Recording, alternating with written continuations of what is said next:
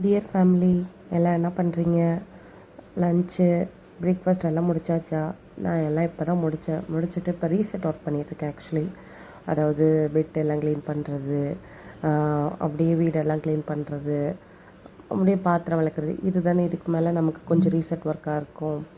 ஆமாங்க, பெட்ஷீட் எல்லாத்தையும் க்ளீன் பண்ணி வச்சுட்டு மடித்து வச்சுட்டு அப்படியே இப்போ பாப்பா டாய்ஸ் அங்கங்கே போட்டு விளையாடி வச்சுருந்தா, அதையும் எடுத்து க்ளீன் பண்ணி வச்சுட்டு அப்படியே பொறுமையாக போனால் துணி நேற்று துவைச்சது இன்னும் மடிக்காமல் அப்படியே வச்சுருந்தேன். அப்புறம் கையோடு அதையும் எடுத்து நம்ம இதுக்கப்புறம் டைம் ஆகிடுச்சுன்னா நம்ம கண்டிப்பாக மடிக்க மாட்டோம் அப்படின்னு சொல்லி கையோடு அதையும் எடுத்து மடித்து க்ளீனாக அந்தந்த ப்ளேஸில் அப்படியே போய் செட் பண்ணியாச்சு.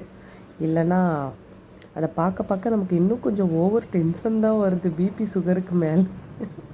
அதனால் அதை ஃபுல்லாக எல்லாத்தையும் கரெக்டாக அந்தந்த ப்ளேஸில் செட் பண்ணி வச்சுட்டு, நெக்ஸ்ட்டு எனக்கு பிடிக்காத ஒரே வேலை பாத்திரம் கழுவுற வேலை தான். இதை என்ன பண்ணுறதுன்னு எனக்கும் தெரிய மாட்டேங்குது, என்ன சொல்லணும் புரிய மாட்டேங்குது.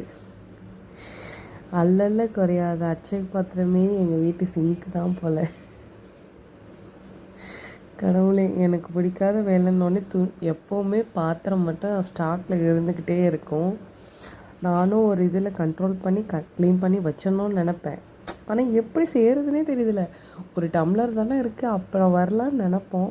பார்த்தா சிங்க்கு நிறைய பாத்திரம் வருது. ஓ மை காட், என்ன பண்ணுறதுனே தெரில. அப்புறம் விளக்குற வந்துக்கிட்டே இருக்குது பாத்திரம், எங்கேருந்து தான் வருதுன்னு தெரில. அப்புறம் அதெல்லாம் பண்ணி க்ளீன் பண்ணி முடித்ததுக்கப்புறம் அடுப்பு, இதை பண்ணாமல் நம்ம போய் உட்கார முடியுமாங்க சொல்லுங்கள்?